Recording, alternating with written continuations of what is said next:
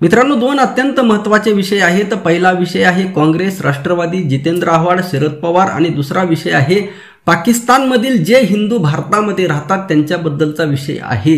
मित्रांनो, जितेंद्र आव्हाड ज्या ज्या वेळेस संकटामध्ये आले, लक्षात ठेवा, ज्या ज्या वेळेस त्यांच्यावर संकट आली त्यावेळेस महाराष्ट्रातील तमाम शिवराय फुले शाहू आंबेडकर या विचारधारेला मानणाऱ्या माणसांनी त्यांना पूर्णपणे साथ दिली. लक्षात ठेवा. आणि लक्षात ठेवा, जितेंद्र आव्हाडांनी या विचारधारेसोबत पूर्णपणे गद्दारी केलेली आहे. लक्षात ठेवा, जितेंद्र आव्हाडांनी एवढी मोठी गद्दारी केलेली आहे की त्या गद्दारीला कदापिही माफ करता येणार नाही. एकीकडे आपण शिवराय फुले शाहू आंबेडकर ही विचारधारा सांगत असताना एकीकडे आपण बहुजनांची विचारधारा मांडत आहोत, एकीकडे आपण वैदिक ब्राह्मणी व्यवस्थेला पर्याय देण्याचं काम करत आहोत. जी परंपरा छत्रपती शिवाजी महाराजांचा अपमान करते, जी परंपरा शाहू महाराजांचा अपमान करते, जी परंपरा बाबासाहेबांचा अपमान करते आणि जी परंपरा महात्मा फुलेंना विरोध करते, त्या परंपरेला आपण छेद देत आपली बहुजनांची एक नवीन परंपरा निर्माण करत आहोत, उभी करत आहोत.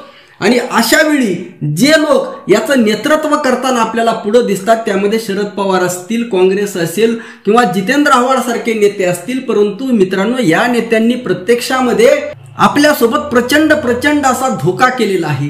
आता जितेंद्र आव्हाड यांनी तुळजाभवानी मातेचं मंदिर बांधलेलं आहे.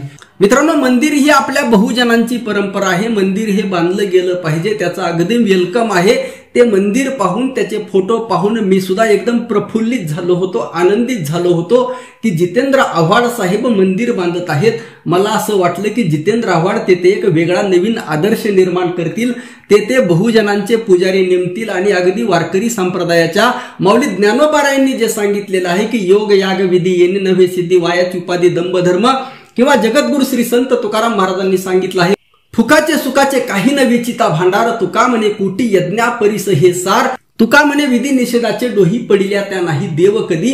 म्हणजे कर्मकांडाला फाटा देऊन जे जगद्गुरु श्री संत तुकाराम महाराजांनी सांगितलेलं आहे, महात्मा फुलेंनी सांगितलेलं आहे, माऊली ज्ञानोबारायांनी सांगितलेलं आहे की यज्ञ कर्म हे आपल्या बहुजन परंपरेमध्ये बसत नाही किंवा वारकरी संप्रदायाच्या परंपरेमध्ये बसत नाही. विधी निषेधाला पूर्णपणे जगद्गुरु श्री संत तुकाराम महाराजांनी नाकारलेलं आहे आणि त्या मार्गाने जर तुम्ही गेलात तर त्या मार्गाने तुम्हाला कधीही देव प्राप्त होणार नाही, हे जगद्गुरु श्री संत तुकाराम महाराजांनी सांगितलेलं आहे.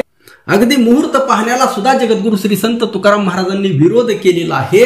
आणि अशामध्ये मुहूर्त पाहून म्हणजे जितेंद्र आव्हाडांची वाटचाल ही शिवराय फुले शाहू आंबेडकर या विचारधारेच्या अगदी उलटी सुरू आहे, यांना छेद देणारी आहे.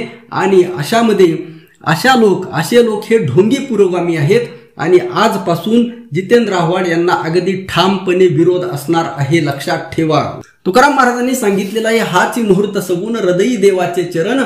मुहूर्त पाहण्याची गरज नाही, प्रत्येक मुहूर्त हा शकुन आहे, शुभ आहे, देवाचं नाव घ्यावं, हाच सर्वात मोठा मुहूर्त आहे, हे जगद्गुरु श्री संत तुकाराम महाराजांनी सांगितलेलं आहे. काळ अखंड आहे आणि अशामध्ये हा मुहूर्त अशुभ, हा शुभ हे म्हणणं म्हणजे अगदी हास्यास्पद आहे. अगदी जगद्गुरु श्री संत तुकाराम महाराजांनी जे सांगितलेलं आहे, मही जी अखंड सोवळी ही संपूर्ण पृथ्वी सोवळी आहे, तिला अपवित्र म्हणता येणार नाही. पृथ्वीचा हा भाग अपवित्र आणि हा पवित्र असं ठरवता येणार नाही. आणि अशामध्ये ज्या कर्मकांडाला आपल्याला बहुजन समाजाला गुलाम बनवणाऱ्या कर्मकांडाला ज्या वारकरी साधू संतांनी विरोध केला, महामानवांनी विरोध केला, तीच कर्मकांडे आपल्यावर लादण्याचं काम या जितेंद्र आव्हाडांनी केलेलं आहे. त्यामुळे आजपासून ठामपणे आपण आपल्याला भारतीय जनता पार्टीपासून धोका नसून आपल्याला या ढोंगी जितेंद्र आव्हाड, शरद पवार, काँग्रेस या ढोंगी पुरोगाम्यांपासून धोका आहे. कारण हे लोक फक्त तोंडाने शिवराय फुले शाहू आंबेडकर यांचं नाव घेतात, परंतु प्रत्यक्षामध्ये आचरण मात्र याच्या विरोधामध्ये करतात. यामध्ये उद्धव ठाकरे सुद्धा आले. आणि मित्रांनो, दुसरा आपला विषय होता की जे पाकिस्तानमधील जे हिंदू भारतामध्ये राहत आहेत. मी अनेक दिवसांपासून आंतरराष्ट्रीय विषयाचा सुद्धा अभ्यासक आहे, त्यावर मला बरंच बोलायचं आहे, परंतु मी आतापर्यंत बोललेलो नाही. परंतु एवढं एक सांगू शकतो की मी याचा फॉलोअप घेणारा माणूस आहे. मागच्या 15-20 वर्षापासून कंटिन्यू याचा फॉलोअप घेणारा माणूस आहे. त्यामुळे पाकिस्तानमध्ये काय सुरू आहे हे मला अगदी ठामपणे चांगल्या पद्धतीने माहीत आहे. आणि अशामध्ये जे लोक पीडित आहेत, लक्षात ठेवा, ज्यांच्यावर प्रचंड अन्याय झालेला आहे, पाकिस्तानमधून भारतामध्ये आलेले आहेत. फक्त हिंदूंची गोष्ट मी करत आहे. अशा हिंदूंना किमान आसरा देणं हे आपलं काम आहे, भारत सरकारचं काम आहे. आणि मोदींची सुद्धा ती नीती होती, नव्हती असं नाही, लक्षात ठेवा.